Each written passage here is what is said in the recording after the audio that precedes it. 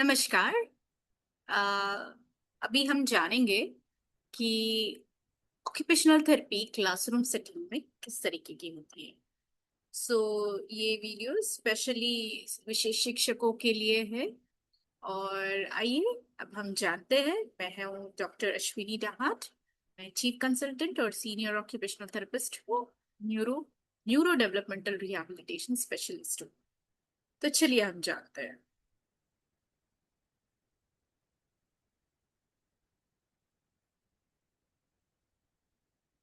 सो occupational therapy क्या है?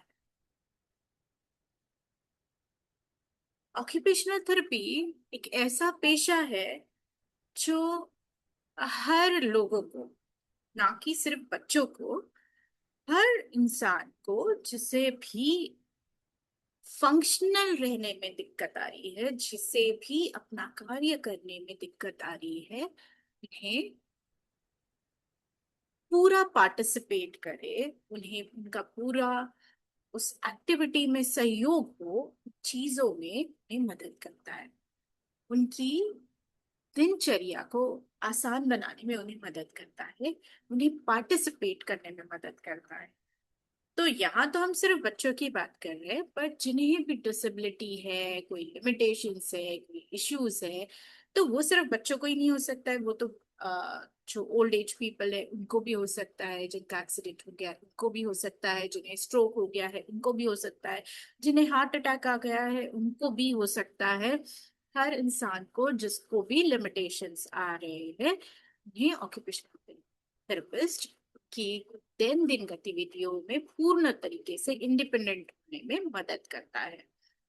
अब एक्टिविटीज तो कोई भी हो सकती है, राइट? बच्चों की एक्टिविटीज प्ले होती है, खेलना, है ना, खाना पीना, दौड़ना, भागना, पढ़ाई करना, लर्न करना, कुछ सीखना, बात करना, स्टोरी सुनना, ड्राइंग करना, लिखना, पढ़ना, ये सारी चीजें बच्चों की एक्टिविटीज होती है। खुद के काम करना, ठीक है। तो ये सारी चीजें वो सक्सेसफुली कैसे कर सकते हैं, इसमें ऑक्यूपेशनल थेरेपिस्ट उन्हें ट्रेन करता है, उन्हें उनके फंक्शंस को मजबूत करने में उन्हें मदद करता है। So it he helps children participate successfully in everyday activities such as learning, playing, self-care and social interactions, जिसे हम सीखने, खेलने, स्वयं की देखभाल, सामाजिक सहभाग, है ना, दैनंदिन गतिविधियों में सफलतापूर्वक भाग लेने में मदद करते। सो ओटी जो है वो क्या करती है? वो इम्प्रूव करती है आपके फंक्शंस। कौन से फंक्शंस को? हाथ का इस्तेमाल करना, आंखों का इस्तेमाल करना, जबान का इस्तेमाल करना, कानों का इस्तेमाल करना, अपने सेंसेस का इस्तेमाल करना, अपनी मजबूती, मांसपेशियों की मजबूती का इस्तेमाल करना, अपने बौद्धिक क्षमता का इस्तेमाल करना। इन सारे फंक्शंस को मजबूत करती है, इम्प्रूव करती है। और सारे फंक्शंस को इम्प्रूव करने से उनके पार्टिसिपेशन को कैसे, उनको सहयोग कैसे करना, उनको सहभाग कैसे करवाना, इनमें मदद करती है। और इन सब चीजों को मिलाकर उनका इंडिपेंडेंस और भी ताकतवर बनाने में, स्वतंत्रता को और भी बढ़ाने में मदद करती है। सो इनका मुख्य उद्देश्य कार्य क्षमता, सहभागिता और स्वतंत्रता को बढ़ाना है। सो ऑक्यूपेशनल थेरेपी की परिभाषा क्या है? So, occupational therapy is a client-centered and evidence-based healthcare profession. ये कोई भी चीज अपने मन से नहीं करता है। इसमें जो भी रिसर्च है, जो भी पढ़ा लिखा एविडेंस है, जिन्होंने बहुत लोगों ने करके देखा है, जिनमें बहुत सारी थ्योरीज बनी है, और जिनको इस्तेमाल करने के बाद उनमें कुछ प्रोग्रेस आया है, ऐसे बहुत सारे रिसर्च आर्टिकल्स बने, इन सबको पढ़ के वो ट्रेंड होता है और उन्हीं को वो इस्तेमाल करता है।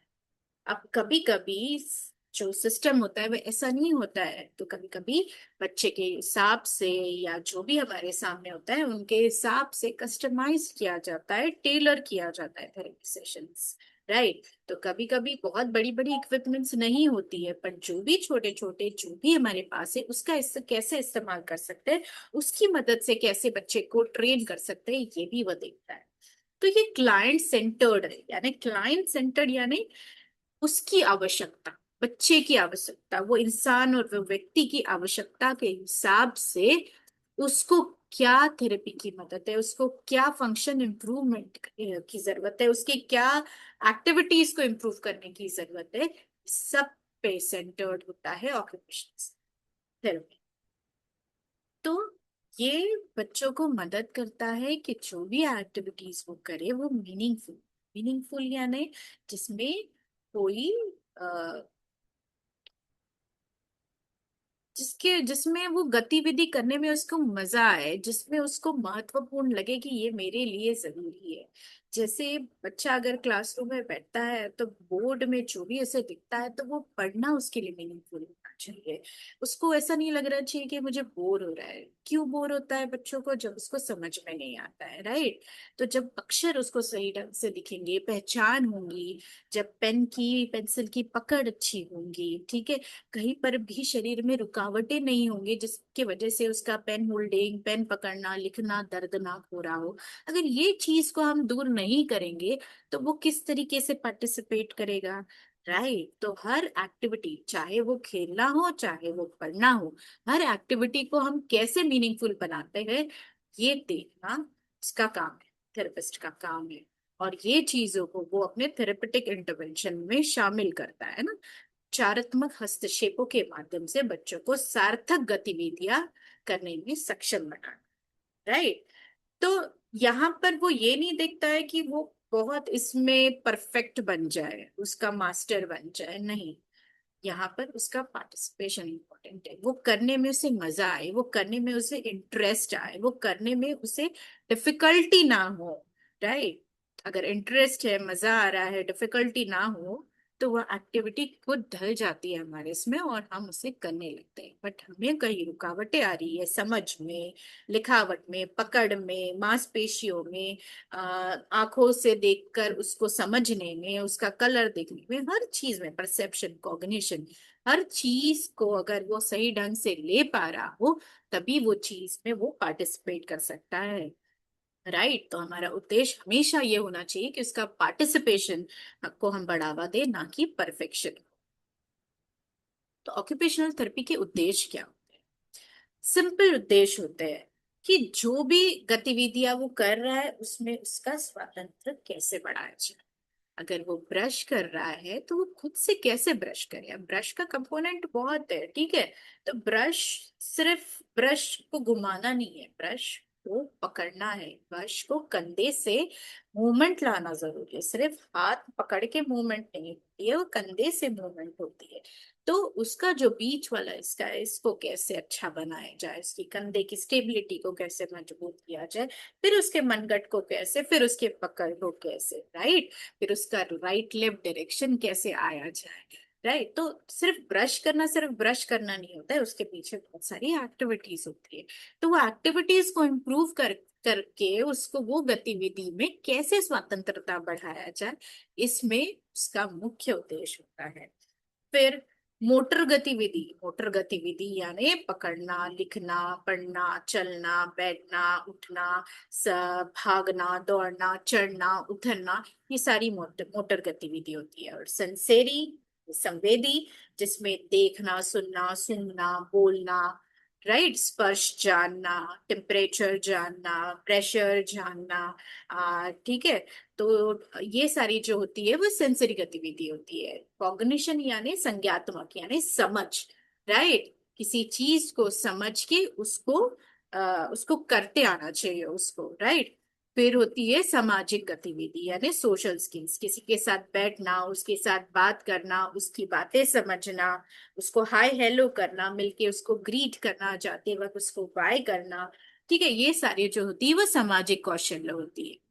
तो इसको बढ़ावा भी देता है वो।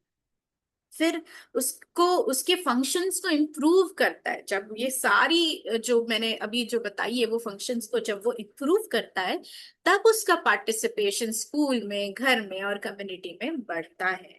और उसमें कॉन्फिडेंस आता है और उसमें सेल्फ एस्टीम यानी आत्मसम्मान भी विकसित होता है। तो ये सारे उद्देश्य होते हैं ऑक्यूपेशनल थेरेपिस्ट के। तो स्कूलों में ऑक्यूपेशनल थेरेपिस्ट का दायरा क्या है, यानी स्कोप क्या है?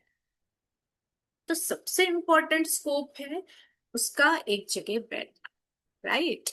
तो जब उसके संवेदीकरण को हम अच्छा बनाते हैं, जब उसके सेंसेशंस को हम स्ट्रांग बनाते हैं, राइट, तब वो हिलना डुलना, पकड़ना, एक दूसरे चीजों को सिर्फ काटना या पकड़ना, या कोई भी चीज को इधर उधर देखना या एक जगह का कंसंट्रेट नहीं करना, ये सारी चीजों पे जब सेंसेशंस पे हम, अंदरूनी सेंसेशन और बाहर के सेंसेशंस पे जब हम काम करते हैं, तब उसका सिटिंग स्पैन, अटेंशन स्पैन, ये सब बढ़ता है, आई कांटेक्ट बढ़ता है। तो ये सबसे पहले जरूरी होता है। फिर उसके बाद उसका रेगुलेशन, आत्मनियम, यानी अब मुझे अगर समझ में आ रहा है सेंसेस को मैं अपना कंट्रोल कर पा रही हूँ, तो मैं रेगुलेशन नहीं, ये क्लास का टाइम है, मुझे ये टाइम तक बैठना है, ठीक है। मुझे अगर कुछ तकलीफ हो रही है तो मुझे आगे वाले को बताना है। ये जो रेगुलेशन की चीज है, मुझे कुछ तकलीफ हो रही है या मुझे गुस्सा आ रहा है या मुझे कुछ, तो वो सब चीजों को रेगुलेट करना उसको आना चाहिए। ये दूसरा सबसे महत्वपूर्ण काम है। फिर तीसरा काम है उसका उसके मोटर स्किल्स को डेवलप करना, राइट। उसका लिखना, काटना, पकड़ना, ये सारी चीजों को डेवलप करना। ये कब कर सकते हैं? जब उसके muscle strength, tone, range of motion, ये सब पे काम करते हैं। अटेंशन, बैलेंस बैलेंस कोऑर्डिनेशन, ये सब पे काम करते हैं। और धीरे धीरे सब पे काम करके हम उसकी दैनिक गतिविधियों को, स्वतंत्रता को और बढ़ा सकते हैं। इस सब चीजों से उसका सोशल इंटरेक्शन, प्ले स्किल्स बढ़ता है, राइट। तो ये एक क्रम में किया जाता है, ऐसा नहीं है कि कोई भी चीज कभी भी करे। जैसे भी अगर पहला पॉइंट है फाइन मोटर स्किल्स, तो सबसे पहला काम वो टेस्ट फाइन मोटर स्किल्स पे नहीं करता है। पहला काम वो उसके अंदरूनी जरूरतों पे काम करता है, जो सिर्फ वही जान सकता है। एक ऑक्यूपेशनल थेरेपिस्ट ही जान सकता है कि अंदर की वाली चीज क्या है। बैलेंस है, कोऑर्डिनेशन है, कोर स्ट्रेंथ है, उसके मसल टोन है, उसका वेस्टिबुलर सेंस है, उसका प्रोप्रियोसेप्शन से यानी टच स्किल्स है, उसके जॉइंट सेंस है। ये सारे जो अंदर वाले जो सेंसेशंस है, ये वो ही जान सकता है, क्योंकि वो टेक्नीशियन है, वो उस पे टेक्निकल एक्सपर्ट है। तो वो उस पे काम कर सकता है, राइट। तो पहले हम काम करते हैं सेंसरी प्रोसेसिंग, सेल्फ रेगुलेशन पे, फिर अटेंशन ऑर्गेनाइजेशन, क्लासरूम पार्टिसिपेशन पे, फिर fine motor, gross motor, balance coordination पे, और फिर activities of daily living and independence पे, और फिर social interaction and play skills पे। अब रोल एक ओटी और स्पेशल एजुकेटर का क्या हो सकता है, राइट। अब ओटी होता है जो अगर डेवलपमेंटल डिसेबिलिटी में सबसे पहला इंसान होता है जो काम करता है, ठीक है। और सबसे एंड में वो जिसके पास जाता है वो है स्पेशल एजुकेटर, राइट। तो जब ये दोनों मिलके बहुत अच्छे से काम करते हैं, तो आप समझ सकते हैं कि कितना अच्छा उसका डेवलपमेंट हो सकता है, ठीक है। क्योंकि दोनों ही स्ट्रेंथ और चैलेंजेस को बहुत अच्छी तरीके से जान सकते हैं। बच्चों की क्षमताओं, चुनौतियों की पहचान करके मिलकर कार्य जब करते हैं, तो बहुत अच्छा डेवलपमेंट हमको इसमें मिलता है। फिर ये दोनों मिलके एक्टिविटीज को बहुत अच्छे से अडेप्ट कर सकते हैं, लर्निंग एनवायरनमेंट को बहुत अच्छा बना सकते हैं। क्योंकि एक ऑक्यूपेशनल थेरेपिस्ट बता सकता है कि उसका पोस्चर खराब है तो उसके लिए कैसा, उसका डेस्क अच्छा नहीं है तो वो कैसा, उसका टेबल अच्छा नहीं है तो वो कैसा, क्लासरूम अच्छा नहीं है तो उसको उसके हिसाब से कैसा, घर का एनवायरनमेंट कैसा होना चाहिए। तो ऑक्यूपेशनल थेरेपिस्ट की मदद से आप उसके एनवायरनमेंट को, उसकी एक्टिविटीज को बहुत अच्छे से मॉडिफाई कर सकते हैं, राइट। बहुत अच्छा उसके अनुरूप बना सकते हैं। फिर दोनों के कॉमन गोल हो सकते हैं, राइट। अब ओटी का भी कॉमन गोल हो सकता है कि इसकी पेन की पकड़ और इसकी लिखावट को अच्छा बना जाए।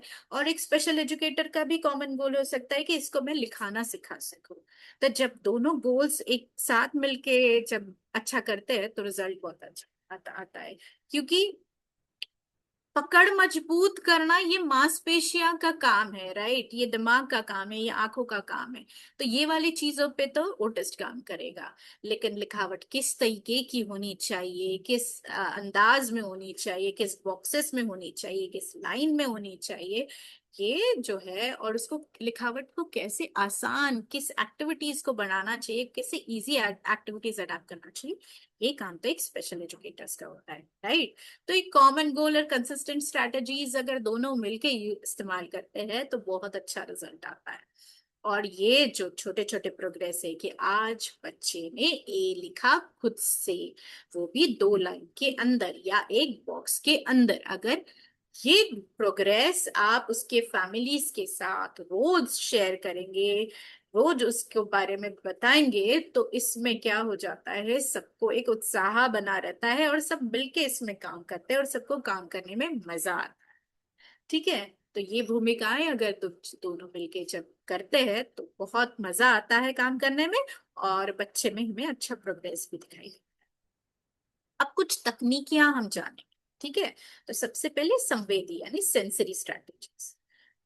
तो हर 20 मिनट के बाद ब्रेक दे, मूवमेंट ब्रेक दे। मूवमेंट ब्रेक कुछ भी होना चाहिए कि चलो 10 गिनती तक जंप करो, चलो थोड़ा सा जंपिंग जैक कर लो, चलो उठक बैठक कर लो, चलो थोड़ा सा ट्रैम्पोलिन पे कूद लो, चलो जोर जोर से हंस लो, या चलो पानी ही पी लो। तो मूवमेंट ब्रेक देना आपको बहुत जरूरी है। अब बच्चे की आवश्यकता अनुसार, अब आपने बहुत बार देखा है कि बच्चा अगर एक चीज पकड़ के रखता है तो वो वही रहता है, तो वो उसके लिए कामिंग स्ट्रैटेजी होता है। और हम क्या कर लेते हैं, कभी कभी वो छीन लेते हैं। अगर वो राइट हैंड में है तो आप उसको लेफ्ट हैंड में वो पकड़ के रहने दीजिए, उसके साथ वो चीज रहने दीजिए। ठीक है। तो कभी कभी जो फिजिट टूल्स होते हैं वो जरूरी भी। अब कभी कभी हमें मसल स्ट्रेंथ नहीं होती है, ठीक है, तो उसके लिए बहुत सारे हैं। तो अगर वो हाथ को एक जगह स्थिर में नहीं रख रहा है तो वेटेड आइटम्स, थेरेपी बैंड्स होते हैं, उसका इस्तेमाल कर सकते हैं। और बहुत क्लस्टर क्लटर वाला एनवायरनमेंट नहीं होना चाहिए, काम एनवायरनमेंट चाहिए, राइट। बहुत ज्यादा ब्राइट लाइट्स, बहुत शोरगुल, बहुत बड़ी बड़ी खिड़कियां जिससे आने जाने वाले दिख रहे हैं, गाड़ियां दिख रही है, शोर दिख रहा है, लोगों का आना जाना दिख रहा है, तो ये जो चीजें डिस्टर्बिंग एनवायरनमेंट ना होके शांत होना उनके लिए रहना चाहिए। ठीक है। और जैसे मैंने बताया है कि ये जो विजुअल डिस्ट्रैक्शन से, ऑडिटरी डिस्ट्रैक्शन से, इन सब चीजों को आपको कम रखना चाहिए। फिर फाइन मोटर स्किल्स के लिए आप क्या कर सकते हैं। सबसे पहला जो होता है ग्रिप, वो ये होता है बॉल वाला, राइट। बॉल वाला पूरा हैंड, पूरा हाथ जिसमें मूव होता है वो वाला होता है। तो पहले वो ग्रिप्स हमको था ये करना चाहिए। और कभी भी शुरुआत लिखान की टेबल से ना हो, वो दीवार पे चालू, बोर्ड पे चालू, राइट। फिर बोर्ड के बाद स्लैंट वाले जो बोर्ड्स होते हैं उस पे चालू, राइट, जो स्लैंट होते हैं ऐसे। फिर जाके किताबों और पुस्तकों का इस्तेमाल करना चाहिए। और हमेशा एक्टिविटीज इन्वॉल्व करें, जैसे अगर आपको लिखवाना है अभी 1-2 लाइन, तो उससे पहले क्ले एक्टिविटीज, बीट्स की एक्टिविटीज, पेग बोर्ड की एक्टिविटीज, जिसमें ये 3 उंगलियां 4 उंगलियों का इस्तेमाल ज्यादा से ज्यादा हो, ताकि वो मसल अच्छी वार्म अप हो जाए लिखने के लिए।